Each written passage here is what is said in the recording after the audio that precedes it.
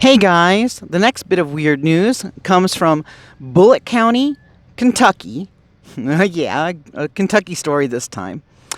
And in this story, which is a true story, a man named James Knott, age 39, was arrested after there was a sting on his house, and they asked him if anybody else was in the house, and he said, "Just my dead friends."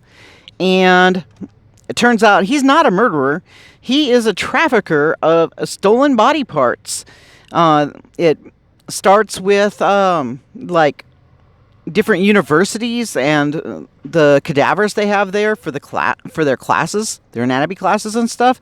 And anyway, some guys were black market selling them, and this James Knott guy, I guess, trafficked some of them and kept others as decorations around his house. He had over 40 skulls decorating his house, and then he also had spinal columns and femurs and all kinds of icky stuff, all human remains. And apparently it's not going to land him much time in prison, but, only in Kentucky.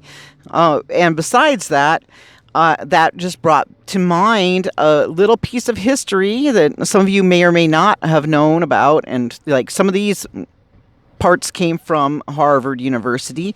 And back in the day, Harvard University needed to find cadavers for their classes.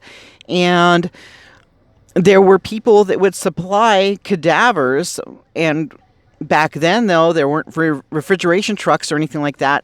So what they did was they would take the cadaver and put them into a barrel of whiskey and send them from St. Louis over to Harvard.